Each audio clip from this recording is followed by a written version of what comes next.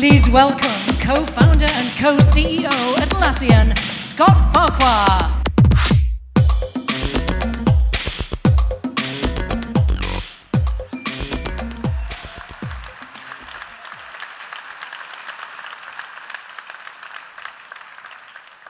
Good evening, everyone. How was that?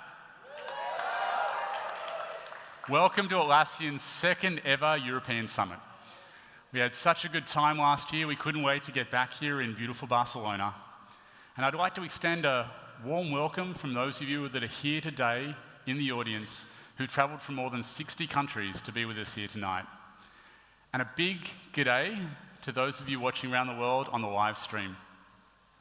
Now, for those of you that are coming back here for the second or third or fourth or fifth time, it's great to see you again.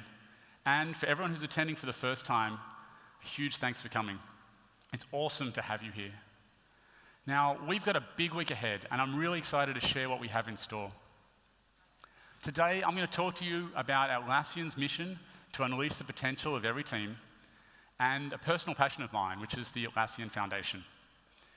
Later this evening, we have a special guest speaker who's going to talk to you about his insights into high-performance teams. Tomorrow, my co-founder, Mike Cannon-Brooks, the team, and myself are going to take the stage to talk to you about Atlassian's journey to become an enduring company. We're also going to share insights about how your teams can navigate a complicated cloud and server hybrid world. And we're also sharing some exciting developments about the Jira family of products. In fact, we've got so much to talk to you about, far too much for any one keynote, that we are running State of the Unions after the keynote tomorrow morning. The State of the Union is going to go through our cloud and data center products, our server and data center products, our cloud products, and also a special State of the Union on modern IT teams. After that, on Wednesday, our President Jay Simons is going to talk to you about our belief in working open. Now, something we hear from you, our summit attendees, is that you want to hear more from Atlassian about how we work internally. And so we're going to share with you all the tips and tricks about how we work inside Atlassian, and we're also going to share with you some of our customers' journeys about how they're transforming their workplaces to be more open. On Wednesday, we're also hosting our first ever Trello Day. Now, Trello, is there a whoop there? Okay, fantastic. Trello is one of the world's fastest growing SaaS applications, and we just tipped over 25 million users worldwide. And like many of you, we use Trello both at home and at work, and I encourage you to turn up to many of the sessions in Trello Day and learn how you can use this tool to its fullest advantage. But firstly, and most importantly, I want to share something really personal for me. I want to say a huge and heartfelt thank you to every single person, both here and around the world, for supporting Atlassian. 15 years ago, when we started, we couldn't have possibly dreamed that we'd be here, getting to share the stage with all of you, and also that we'd get to share and help millions of teams around the world to be more productive. And we know that it wouldn't be possible without your support, you, our partners and customers. And so I want to say a huge thank you to everyone in the audience and around the world for everything you do for us. Thank you.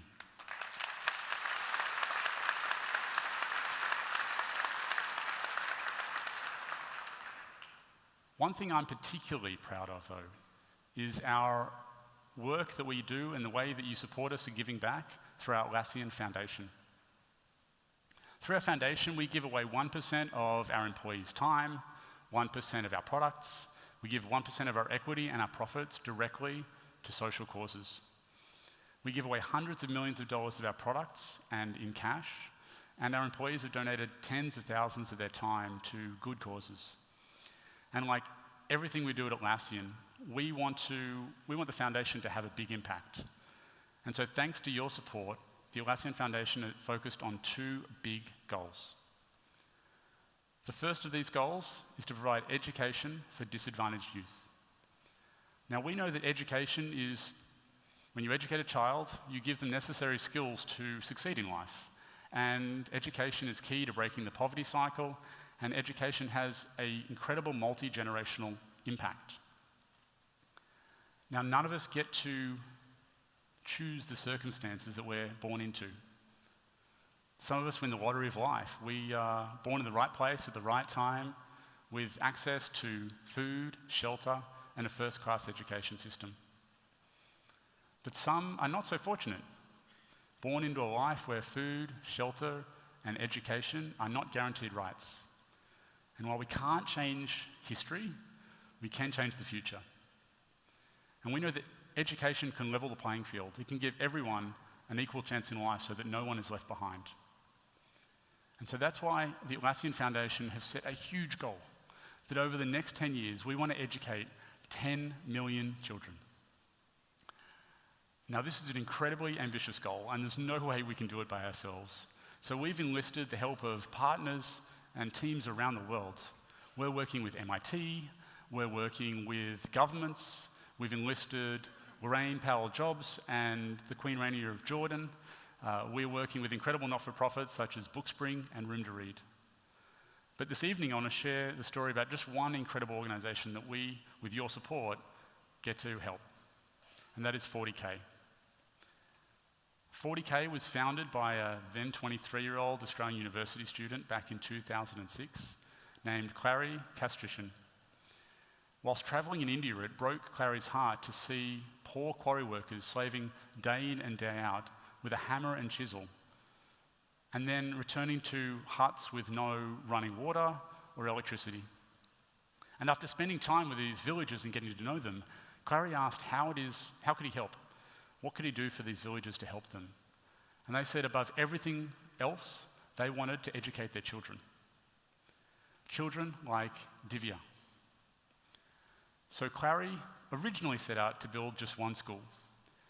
And he named the organisation 40K because he believed, wrongly as it would now turn out, he believed that that's the amount of money it would take to build a school for the 200 impoverished children in the village. And so the school opened 5 years later, and everyone was happy. Everyone, that is, except Clary. You see, the school ended up costing $400,000, more than 10 times what Clary had estimated, and he was devastated to realise how much money it cost to help so few children. And if Clary was to realise his dream of educating millions of children in India and around the world, it was going to cost him billions of dollars. And so Clary went back to the drawing board, and instead of building schools, he built a technology platform that teaches English to school children using cheap electronic tablets. Clary completely changed his approach to solving the problem, and by thinking creatively and leveraging the power of scalable technology, today 40K is helping educate 3,000 children in India and also now in Cambodia at a cost of just $12 a child. With Atlassian support, Clary and his team hope to educate and use this technology to educate 2 million children over the next 10 years. And one such child is Srete. Srete is 15 years old and lives in a poor village in Cambodia. Her mother's a garment worker, her father is a taxi driver, and neither of them finished primary school. So as the oldest child and now in year 7, Srete is now the most educated person in her entire family. Now, she's determined to speak English because she knows that English is a gateway to jobs and a better future for her and her family. But her parents don't speak English, and neither do any of her school teachers. Being the passionate person that she is, she managed to convince her poor parents to pay for expensive private school or private English tuition. But after 10 hours a week and for an entire year, she'd made little progress. But then, early this year, 40K introduced their tablets to Srete's school, and since then, she has made incredible progress, and she's on her way to being fluent in English. She's on her way to escaping the poverty cycle. And now this is an incredible example of how education and technology can have such a positive and scalable impact. Now, Srete's story and her bright future are only possible because of the support of you, our customers, and our partners. And it is you that make it possible. And together with Clary's team at 40K and many other organisations around the world that we're trying to partner with, we hope to educate 10 million children just like Srete. So beyond education, the second big goal we set for ourselves is to change the way corporate philanthropy works. We want to rewire how people think about giving back and challenge the notion that you need to be a large, established company before you can give back to the world. Now, we're incredibly proud of the impact that we have at Atlassian through our foundation, but we're just one company. Imagine the impact we could have if everyone did it. And so that is why in 2015 we started the Pledge 1% movement with the idea that every company should give back from day one. Pledge 1% encourages companies to donate 1% of their equity, 1% of their profit, 1% of their product, and 1% of their employees' time directly to charitable causes. Now, since we started it in just a few short years, it's been incredibly successful. Now we have over 5,000 companies who signed up to the pledge in more than 100 countries around the world.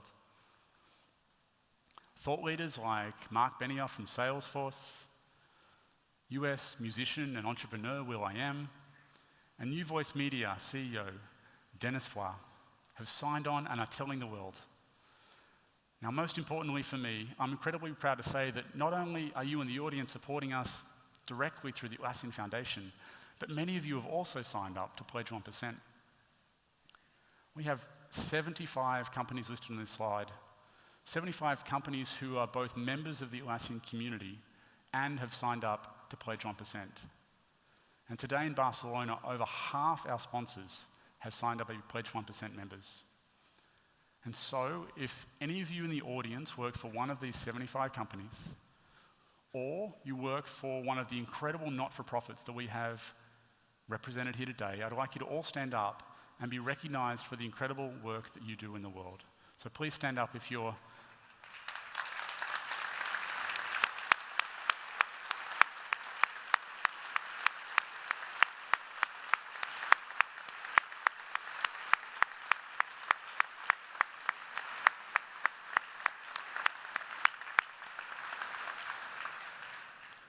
Thank you for everything that you do. So at Atlassian, we believe in the power of teams. It's going to be teams that cure cancer, it's going to be teams that put humans on Mars, it's going to be teams that one day, hopefully, find a cure for jet lag. And as the world gets more complex, it's going to take teams of people working together to solve our biggest challenges. And at Atlassian, our mission is to unleash the potential of every team. We want to transform radically the way that teamwork happens in companies large and small across the world. And so it shouldn't come as a surprise to any of you in the audience to hear that we spend a lot of time thinking about teams at Atlassian. You might say that we're more than a little bit obsessed. When we went public, we chose team as our stock ticker. We have team printed large in letters on our Sydney rooftop. We have the word team scattered through our offices, and we take it with us wherever we go. Our staff go to great lengths, enduring the ridicule of strangers to spell out team in a public place. And they didn't spell it out very well from what I can tell. It seems there's a bit of work to be done. But they go to, and when I say great lengths, I mean that we go to great lengths. And if you think that is easy, you should get that many people standing still for 5 minutes. And so why do we do all this? Because we know that making your teams more productive, is the biggest impact that we at Atlassian can have on the world. And today, I'm proud to say that Atlassian gets to help your teams and millions of teams around the world in more than 125,000 organizations.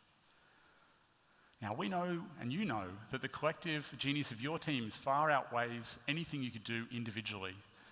We know that your ideas get better when you challenge each other, and we know that you deliver smarter solutions for your customers when you work together. But we also know that teamwork can be messy, and it can be hard, and it can be awkward. And sometimes teamwork can feel like a tax rather than an investment. And so that's why tonight we've invited Shane Snow, the author of the book Dream Teams, here today to talk about the intricacies of teamwork. He'll explore why some teams break down and why some teams break through. Shane's a fantastic storyteller, and I'd like to welcome him to the stage so he can share his thoughts on what makes some teams so good and help you make your teams better. Please join me in welcoming Shane to the stage.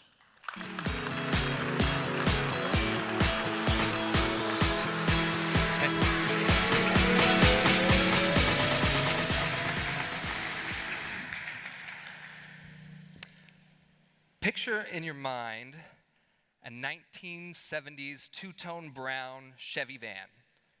You know, the kind with the little windows in the back with the curtains? Here it is, if you can't picture it. Now picture this 1970s two-tone brown Chevy van dead on the side of the road in a place called Nowhere, Idaho, which looks like this. So this is where I was about 25 years ago. The first time I can remember feeling like maybe I was going to die. I was with my younger brother in the back seat of this van while my father and my grandfather were trying to fix it. And we had gone on this sort of mission to retrieve my grandfather from Utah so that he could go and meet his new grandson.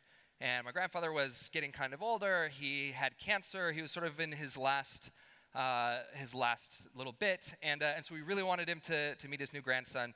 So we went on this mission to go retrieve him. And somewhere between northern Utah and where my parents lived in Idaho, the van breaks down around here on this road where, well, we were there for hours and no one drove by. Nobody. So my dad and my grandpa are trying to fix this van, and I'm in the back with my younger brother, who's a year and a half younger than me and just as tall as me, so I hated him. And we decided that if we were going to die here on the side of the road, no one's going to rescue us, that neither of us wanted to be the first one to die, so we were trying to kill each other. And my father and my grandfather are trying to fix the van. Meanwhile, this is pre-cell phone. My mother is at home with a newborn and 2 other kids, mother of 5, no idea why we're hours and hours and hours late on this road trip.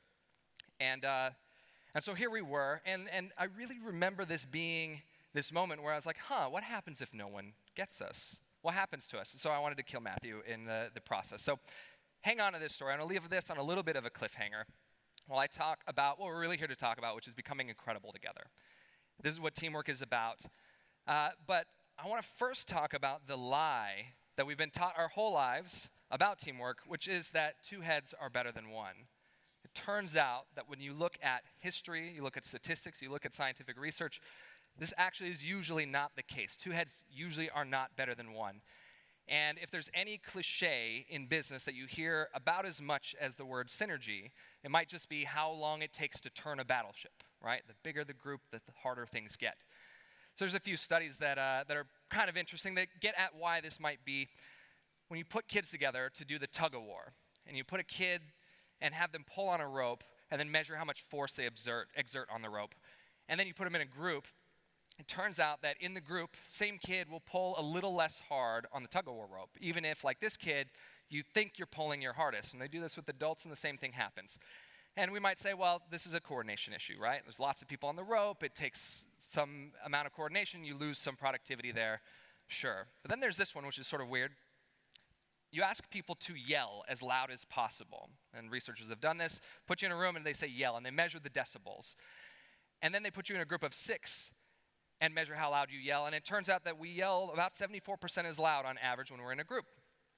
And some people might say, well, this could be accounted for with social loafing. Someone in the group knows that they don't have to yell as loud. Maybe that's it. But then there's this one, which I like to explain through a series of stock photos that I call White Guy Leads Brainstorm Session.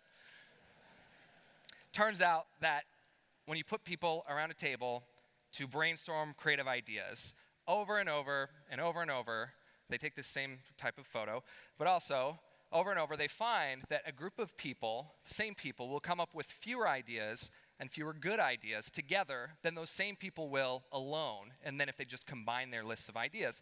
To the point that one famous psychologist said that people must be insane to use brainstorming exercises. One of their colleagues once said that as surely as cigarettes lead to cancer, so does group brainstorming lead to not good ideas. So this is sort of depressing, right? This sucks, right? Because this is one of the rituals that we have in business is getting together. 2 heads are going to be better than 1, so let's all get the gang around the table and lead a brainstorm session. Turns out that we come up with worse, or not as good ideas when we do this. And then there's the thing that happens when you get people with different ideas and different things in their heads together, we tend to fight. We want people to see our way of seeing things, and we have conflict. And so the reality is, when we think about teamwork, we actually need each other to do anything big, right? Buildings don't get built by ourselves. You can't do a heart surgery by yourself. You can't build a great piece of software by yourself.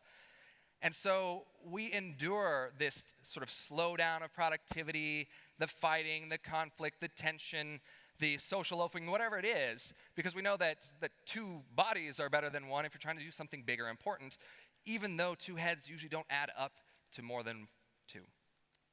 And yet, some teams, and maybe you've been part of a team in your life that's felt this way, feel like the opposite, like magic, like somehow you put everyone together and you add up to more than any one person could do, or than any of you could do combined. And you do incredible things. And sometimes the underdog team does win the championship. And sometimes anyone that's had a family, that's started a family, humans understand that 1 + 1 can equal more than 2 when humans come together. And this is how we've done any great thing in history. This is how we've made any social movement happen, how we've built anything amazing. All the wonders of the world were created when people came together and did become more than the sum of their parts. So there's this inherent paradox when it comes to human behavior, which is that most of the time when humans come together, we break down, but sometimes we break through. And this is how we won planet Earth. This is how innovation happens. This is how the impossible gets achieved, is when we do the second thing here, when we defy the odds of what happens most of the time when people collaborate.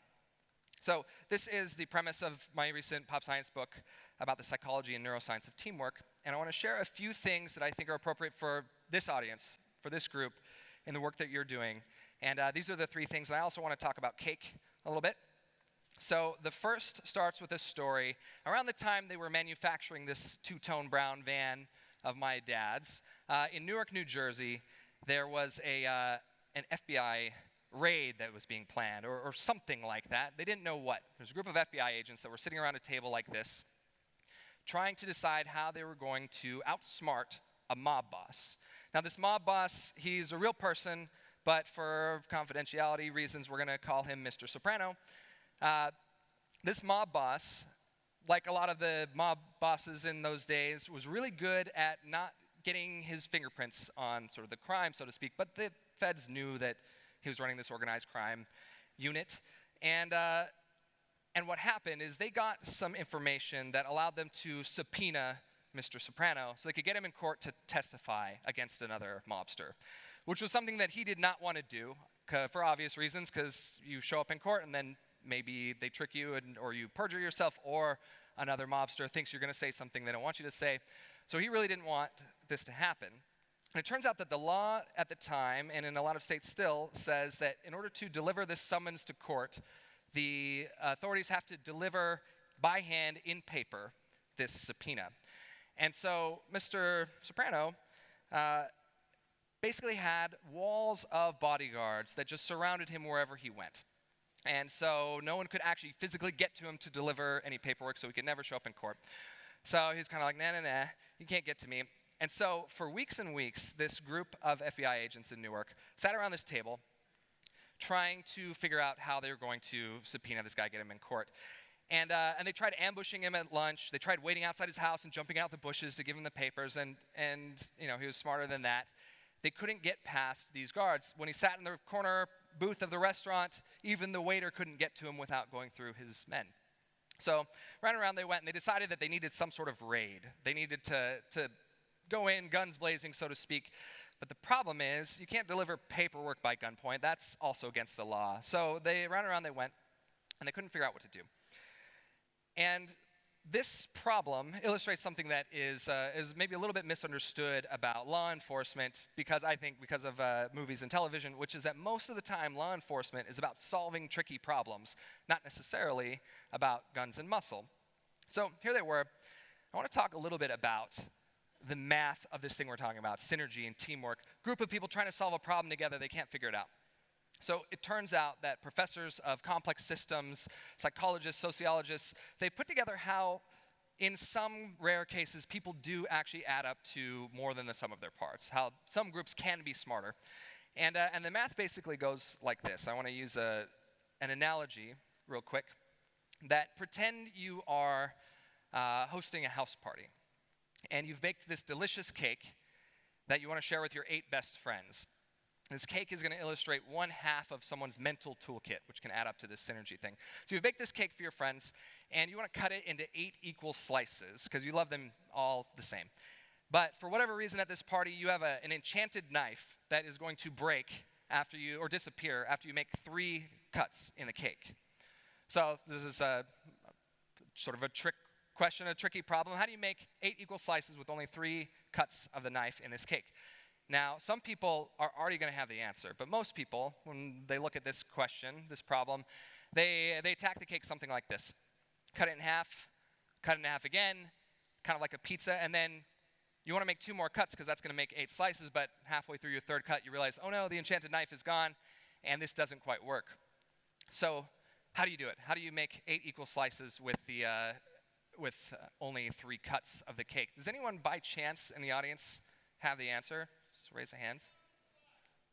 All right, I think I hear it. So some people will naturally know the answer. The answer is you do the first 2 things. You cut it in half again, and then you literally turn the problem on its side and cut it all the way through. So this makes 8 equal slices. Some of them have less frosting, but your friends know that you love them equally anyway.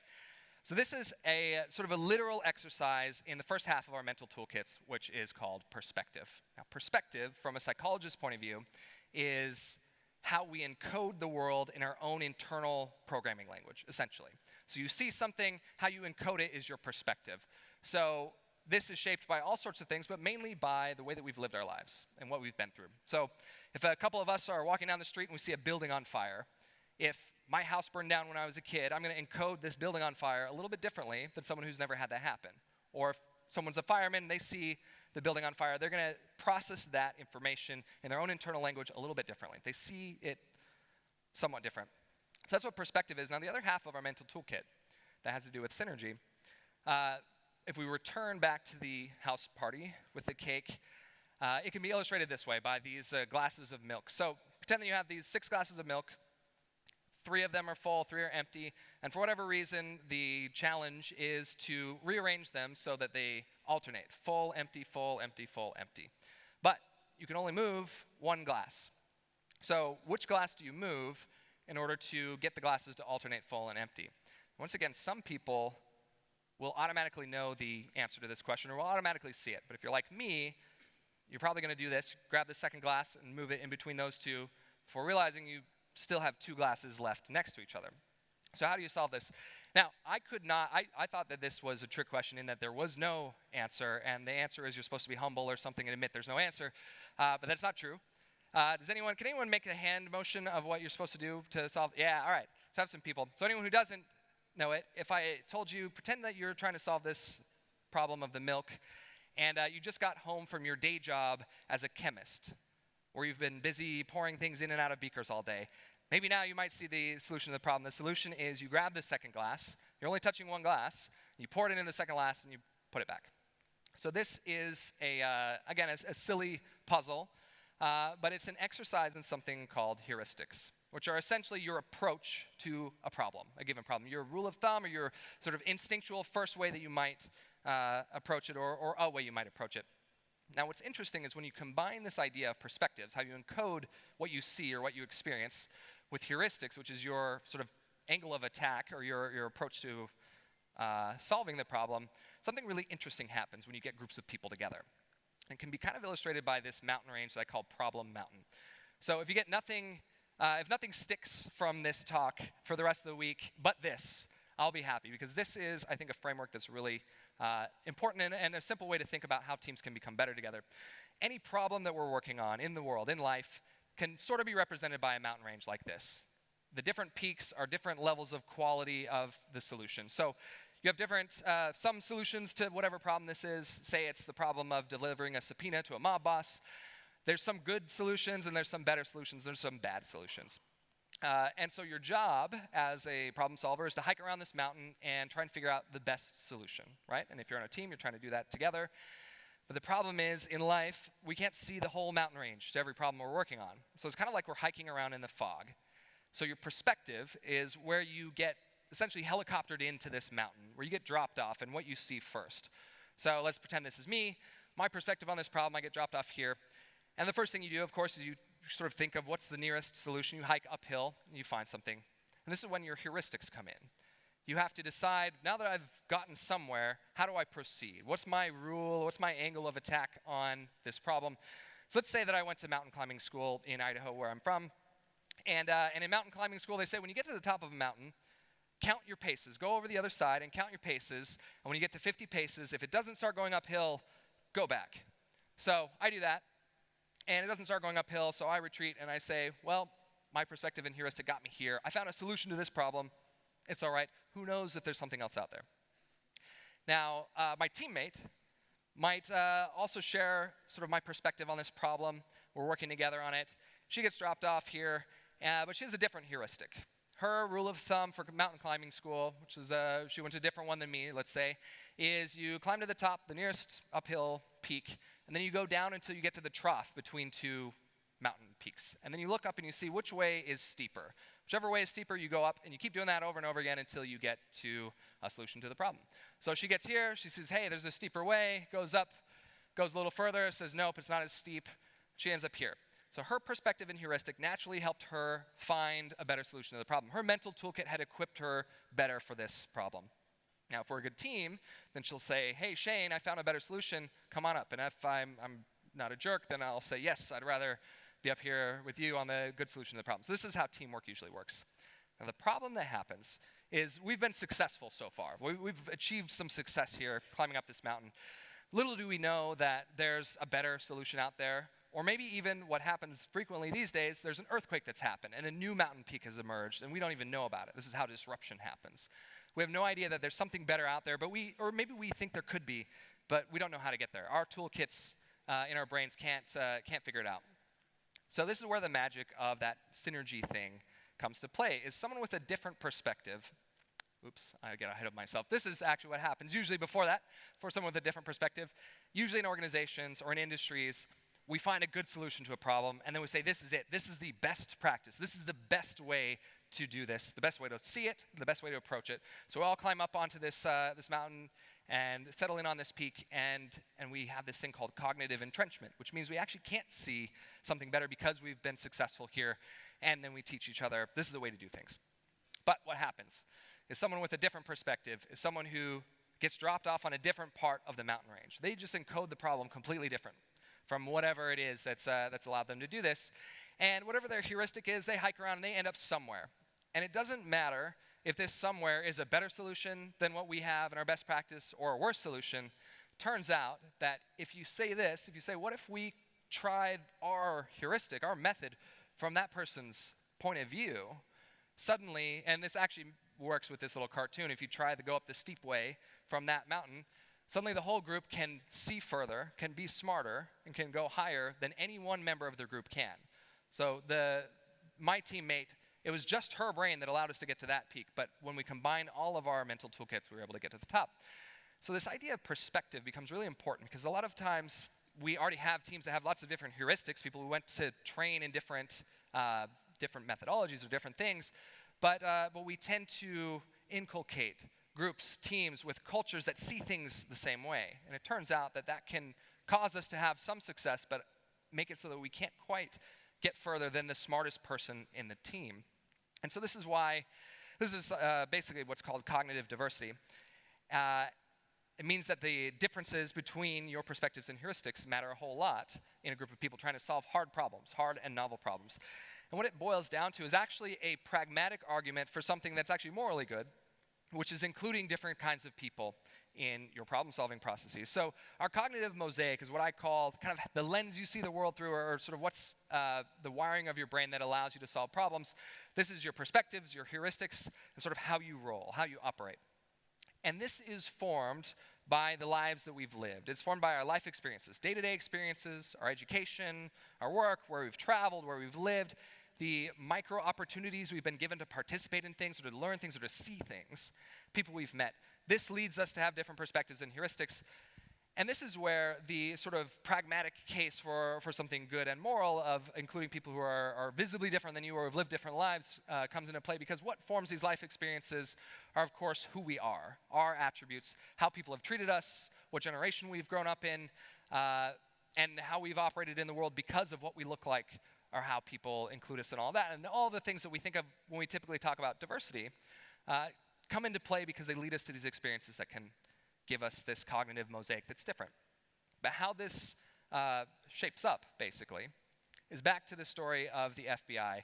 So around the time that they were working on this raid, trying to figure out how they're going to kick down the door and deliver this subpoena to Mr. Soprano, there was a policy in place at the FBI, and you can actually Google this memo that Hoover wrote. It's a 5-page justification for this. Basically, no girls allowed in the FBI. And so for decades and decades, the FBI was an all-male organization. And 2 weeks after Hoover died, they started hiring women. And in the first wave of women hires, there were like 4 or 5 of them in this first class, was a young woman named Christine Young.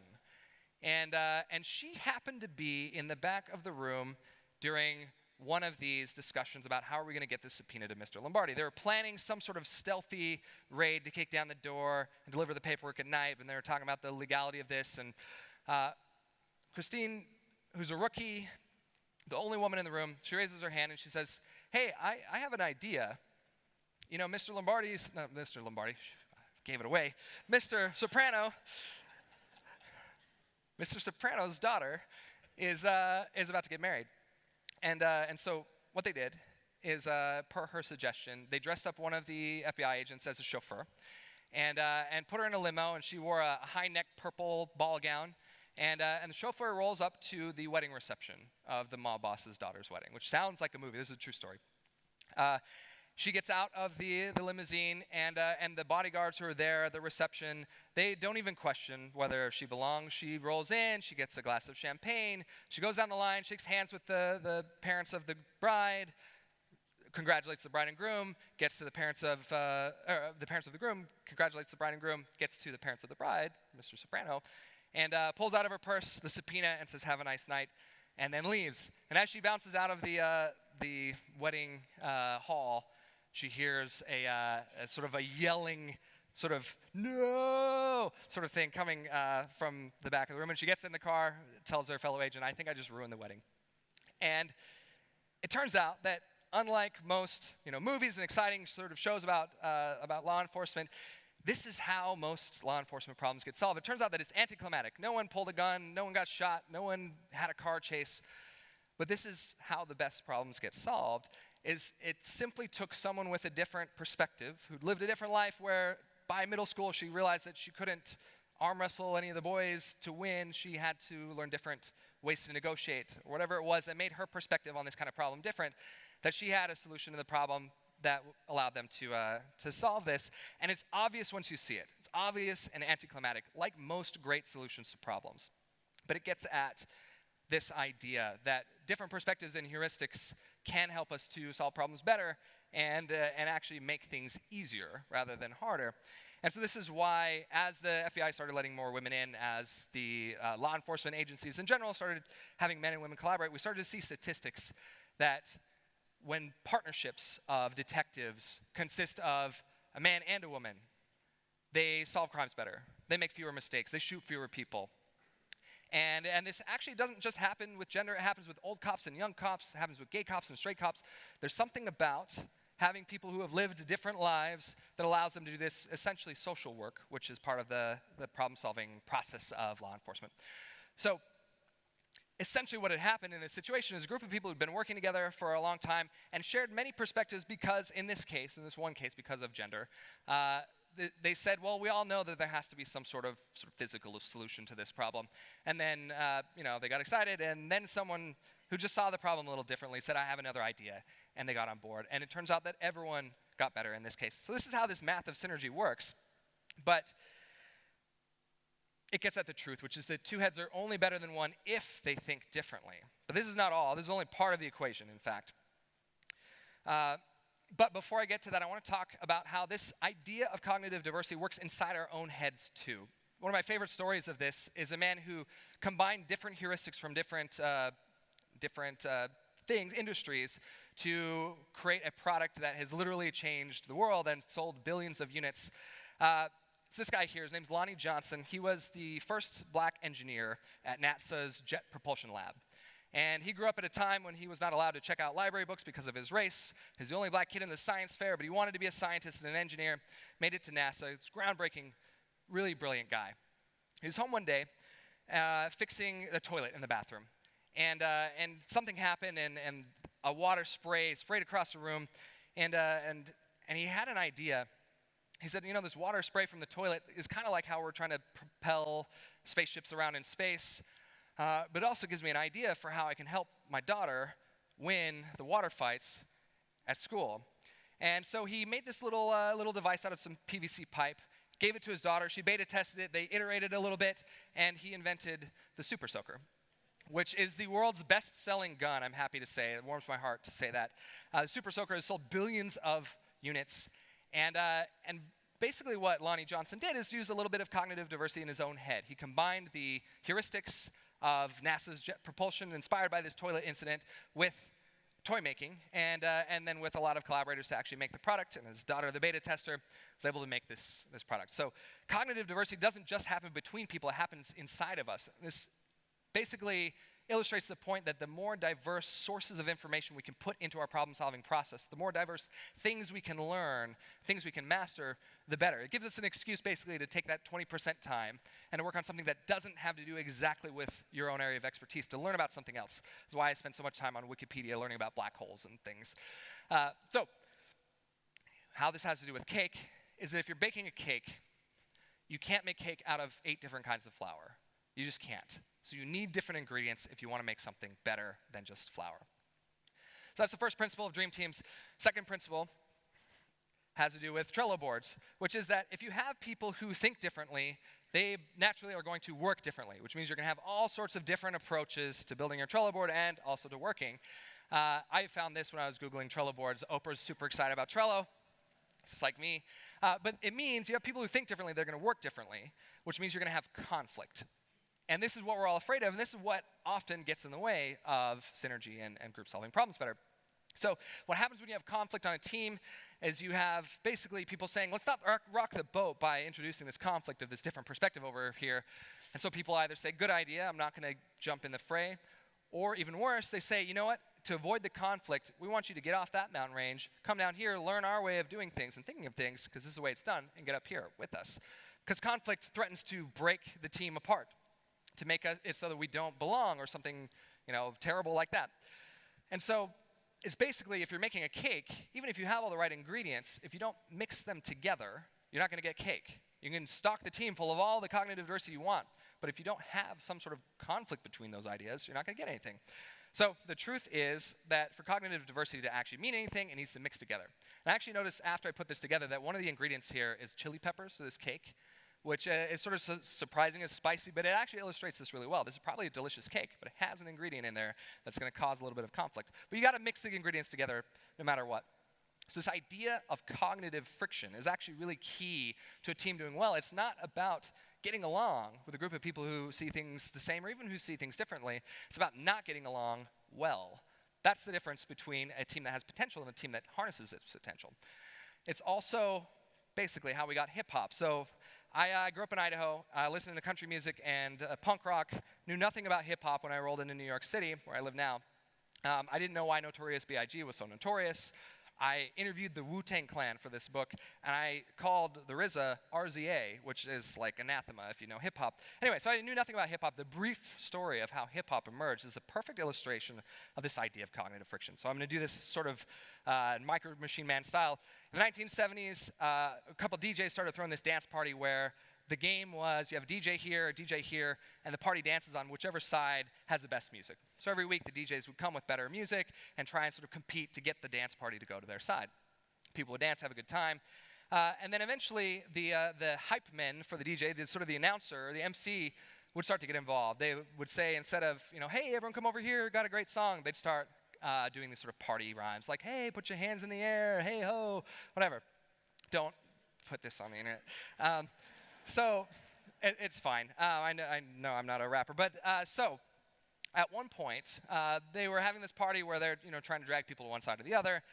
This guy who everyone loved named Busy Bee came, and he was doing his set, and he had these great rhymes, like ba with the ba, da bang, diddy diddy, say hey, say ho, and everyone loves it. And he shows up and he does his thing, and the other guy representing the other DJ this night, for whatever reason, instead of saying, hey, ho, put your hands in the air, he said, well, hold on, Busy Bee, I don't mean to be bold, but put that ba-diddy-ba bullshit on hold. And it was like a record scratch. And everyone's like, what? And he spent 4 minutes dissing Busy Bee's mom in rhyme, in poetry. And everyone went crazy, like, this is the greatest thing that ever happened. So next week, you better believe that Busy Bee did not show up with ba-diddy-ba, showed up with something making fun of Kool Moe Dee's mom. And suddenly the party turned into a battle of wits and a battle of words. And people started loving it so much, they started bringing tape recorders. And the DJs got involved where they weren't just sort of playing music, but they started hacking their equipment so they could get an edge over the other competitors. They soldered on fader switches. They added memory when they started having digital music so that they could compete against this other side. And it turns out that the battle, which was like a friendly battle, but it was also, kind of they got digs in at each other, created hip-hop. And in the process of creating hip-hop, it also helped foster a whole sort of generation of technology that went along with it. And so innovation happened in this sort of mixing pot of competition, of cognitive friction, people's different approaches to getting this party started. And it's all in the effort of the party getting better. And so that's why I like to say that innovation is born of the friction between different ways of thinking, not just the different ways of thinking. So it's kind of like you can chart out the potential energy that a group has, sort of like how you could chart the tension on a rubber band. As you stretch a rubber band, you get more potential energy. But what happens with a rubber band is at a certain point, it snaps and you lose all the energy. This is what happens with groups. You have differences in your heads and you actually engage them. For a while, the more tension, the more friction you have between those differences, the more potential you have to solve problems, to get higher on the mountain range. But everyone's afraid of the part where the rubber band snaps. And that's why we hold back. That's why we maybe hold other people back. But if we can stay inside of this zone of ideal tension, that's where the magic happens. So the worst thing is when you have this potential and you say, I wish I could say something, and everyone's saying that. Or even worse, you're saying, get with the program, and not recognizing that the very friction that this person is going to cause with their different point of view is exactly what you need. So the game, as a leader, as a team member, is to figure out how do we push ourselves into this zone of possibility. There's a few things I want to go through real fast. You want to push everyone who's there, who's present, to speak up. You want to have debates, not brainstorms. You want to actually encourage dissent. You want to invite people who really disagree. And you want to provoke people, just like the chili peppers. These are the kinds of things that get you into a zone when you're getting along, when you love each other, or you're all the same, or things are going hunky-dory. It turns out that Atlassian has, I discovered on their website, they have a playbook where they actually walk through exercises for how to do this in a business setting, of how to have disruptive kind of brainstorms rather than kind of the brainstorms that don't work, how to include people better in meetings, and how to spar, how to actually have the kind of argument that moves you forward rather than sort of gets you against each other. So you can look these up. But the other part of the equation is actually avoiding getting into that destruction zone where the rubber band snaps. And this is basically what happens when things get personal. When it becomes not about making the party better, creating this great party, this hip-hop sort of movement, but it's actually about, I'd rather you don't exist, or I'd rather get all the money for myself, or whatever it is. There's lots of things we do in business that incentivize this. There's a few things that we can do that I'll just shout out right now. You don't want the same sort of people. You don't even need the same values necessarily, or the same ways of doing things, but you do want the same purpose. A purpose that you believe in that's superordinate to your own purpose is something that can get you in that, prevent you from making things personal. You want to use humor and play to depressurize things when they get tense, to depersonalize things. And on that note, you want to build empathy with each other, and so you can trust each other's intentions. And Atlassian has some more plays on this in the playbook, so I won't really go through them. But one of the things that I was delighted to find out is in the values that Atlassian has, playing as a team is one of the most important things that this organization encourages. And it's no coincidence that psychology tells us that if you have a group of people who don't see things the same, who might be a little bit afraid of engaging with each other, that if you get them to play games with each other or to joke around with each other, that you start to see each other as part of the same safe group. You expand your circle of who's safe and who you can actually have meaningful debate with if you can joke around with each other. So I want to get to the last part before my time is up. The third element of what I think is important to keep in mind for dream teams is basically if you have the cake mix, you've mixed the cake together, all those differences, you have the friction, you're in that zone, you still don't have cake unless you put it in the oven and you allow it to transform state. The cake has to change from what it was to something else, which basically means that if you were to chart out what makes an ideal collaboration, you don't just have willingness to fight and not willingness to fight. You have another dimension, which is really important, which is willingness to change. Now, a lot of groups are willing to fight and not change. Congress. A lot of people are not willing to fight and not willing to change, and that's sort of the worst thing for a team. But if you're willing to fight and also willing to change, there's a lot of potential in that equation. But this becomes hard because we are hardwired to be right, and we actually incentivize our organizations and our teams, the people in our teams, to be right. You get promoted if you're right. You get promoted if you have the right idea, not if you change or if you're flexible, which is something we need to rethink. But basically what this means, there's a missing ingredient for any of this cake stuff to work. It's the oven. It's the heat that causes us to be able to change. And in psychology terms, it's called intellectual humility. Intellectual humility is something that only recently psychologists have been able to actually quantify and study. But it basically boils down to a few things. To respecting other viewpoints, no matter how crazy they seem or how offensive they are to you. To not being intellectually overconfident. To separating your ego from your intellect, which is extremely hard for humans. And then actually willingness to revise your viewpoint. So psychologists can now measure these things. And with that, we've found some ways that we can actually individually get a little bit better at transforming the cake. So what this essentially means, though, intellectual humility, is being able to transcend your current way of thinking in favor of something new, which is really, really hard. We've been trained not to do this. We're incentivized not to do this. And it does hurt personally when you're wrong, when you have to change. But this is what happens if we don't do that. We incentivize being right. So we have people who say that I can see something, but I'm in a better spot, so I'm not going to say anything because then I'm going to have to change.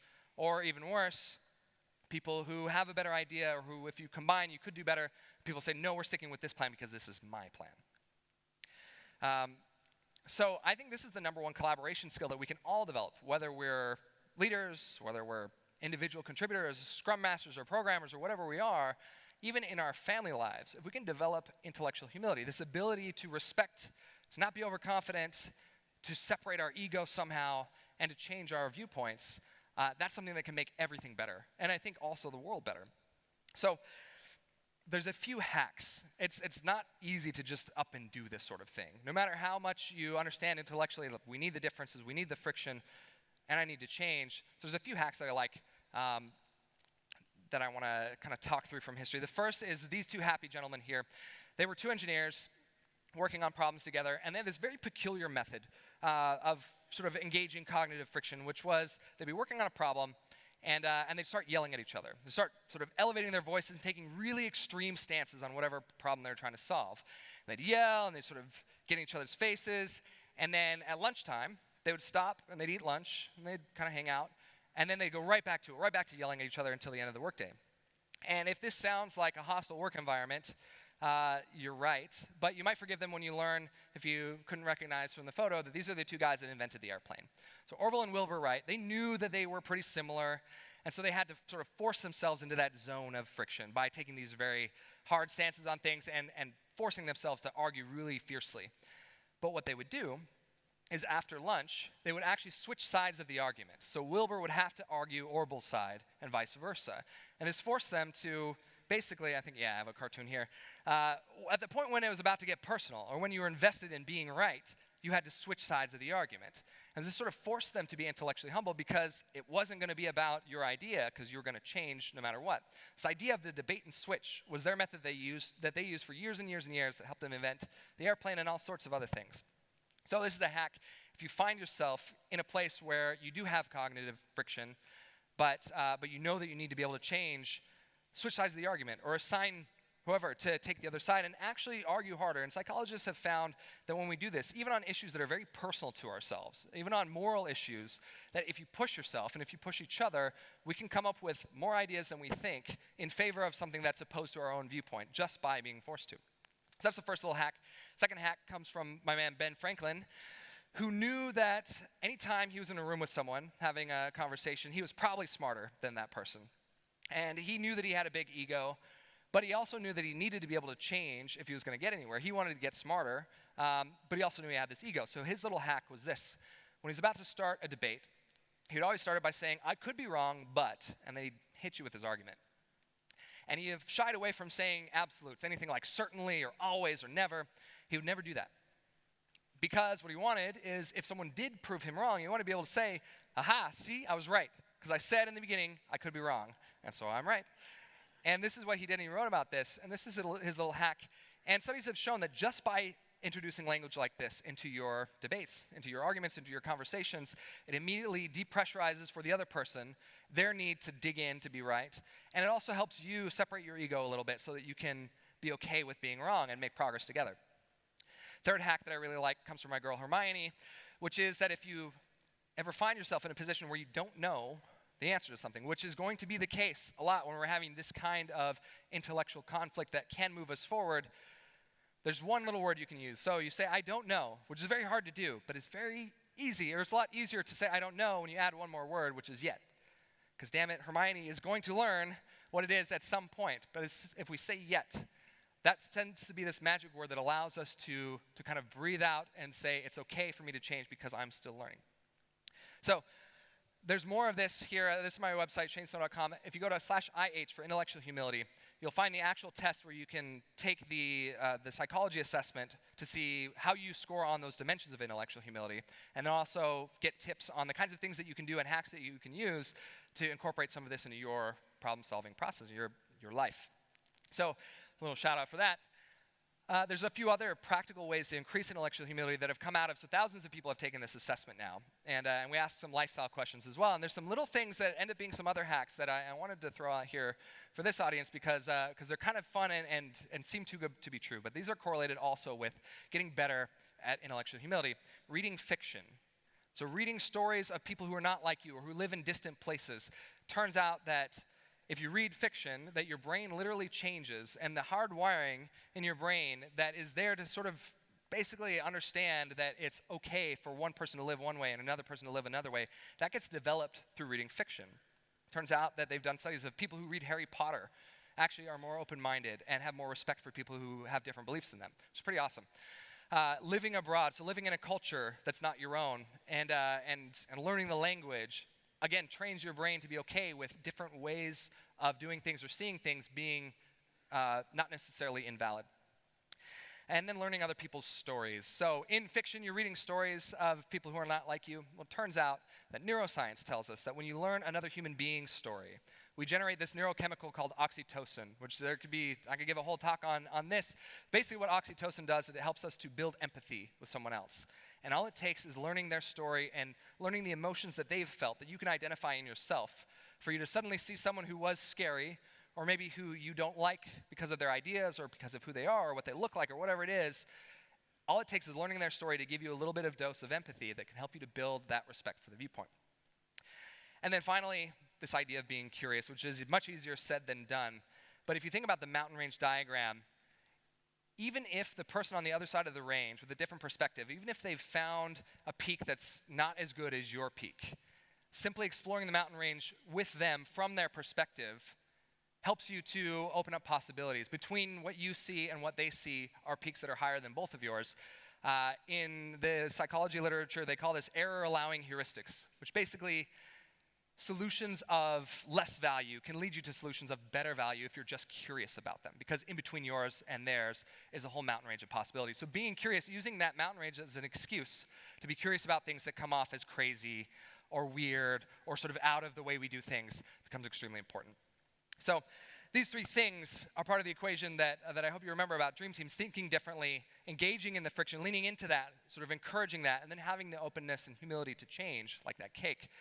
And it basically boils down to this idea that the teammate that helps you break through may not be who you expect and usually isn't who you expect. It's not the person who reminds you of you when you were younger. It's not the person who fits your culture or has your same ideas. It's the person who can push you into that zone, and it's the ability to change because of that. And this brings us back to that two-tone brown van stuck on the side of the road in the early 90s in Nowhere, Idaho. So in the back seat of this van, trying to murder my brother, my dad and my grandpa have taken off the console, which is the little middle thing at the front of the van. It's one of those vans where you can get at the engine from the inside, which is great because it's freezing outside, it's winter. And they're digging around there, we're fighting, and they've determined that the problem is the fuel injector. There's a little thing that squirts bits of fuel into the engine every few seconds. And I have this memory of my grandfather who's shaky, he's dying of cancer, and he's hunched over this little bottle of gasoline with a straw, and he's sucking in gasoline and spitting it into the engine while my dad's trying to start the van. And it's sort of this really sad memory of mine, seeing them try to do this, and surely my dad is worrying about my mom at home with the kids, and it's dark now. And so there's memory of this happening, and it's not working. No one has gone by.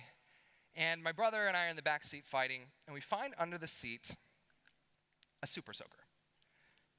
And it's got like muddy water or whatever from last summer in it. This is my memory of it, at least. And we start shooting each other with a super soaker, and my dad is like at his wit's end. He turns around and he says, "Shane and Matt, cut it out. Put the super soaker down. Sit on opposite sides of the van and shut up." And like, my dad doesn't yell, but he was upset. So we put down the super soaker, and then my grandfather, bless his heart, has the audacity to turn around and say, "You know what? Can you teach me how your toy works?" And it turns out that if you fill a super soaker with gasoline and connect it to a broken fuel pump, it only takes 2 refills of the tank to get 100 miles through nowhere, Idaho. And if you think about all the people involved in this rescue mission, there's the NASA engineer, the son of a poor handyman. There's the daughter of the beta tester. There's a toy company that made this thing. There's these 2 bratty kids who are fighting with each other, who are playing with this thing. There's my dad, the engineer, trying to fix the car. And then there's the old Korean war vet who was humble enough to decide that maybe there's something useful in this. All of that came together to help us get home to my heroic mother in time to not call the police. And so the moral of this story, the thing I'm really trying to say is that we need each other. So remember that. So thank you very much.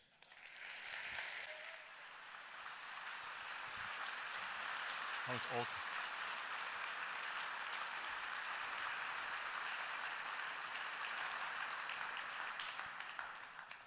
Shane, that was incredible. And I hope everyone in the audience here tonight takes home something back to their teams and their businesses, and you all learn something. Before I wrap up tonight, I want to talk to you about Ship It Live. So Ship It, as many of you may know, is our quarterly innovation event where everyone at Atlassian downs tools and forms teams, and they get 24 hours to solve any problem that they want. Now, for quite a few years now, we've brought a miniature version of Ship It to Summit, and we've called that Ship It Live. And now, we've gone one better at this summit. We actually have an entire Ship It running right now on the show floor. So there are Atlassians madly coding upstairs to try and win your respect and win your votes at Ship It Live that we'll be holding here on Wednesday before the bash. And so I encourage you to come here on Wednesday for Ship It Live, and also make sure you check out the poor souls that will be working through the night to win their respect of their peers by competing Ship It right here for your enjoyment. So that's almost it for me today. I hope you enjoyed hearing about our foundation and high-performance teams. I'll be back tomorrow with Atlassian and the team to talk about our cloud and server offerings and some exciting developments we got for the Jira family of products. And on Wednesday, you're going to hear about Atlassian's belief in working open, and you also get to enjoy Trello Day. So I'll see you all back here tomorrow morning. Thank you very much.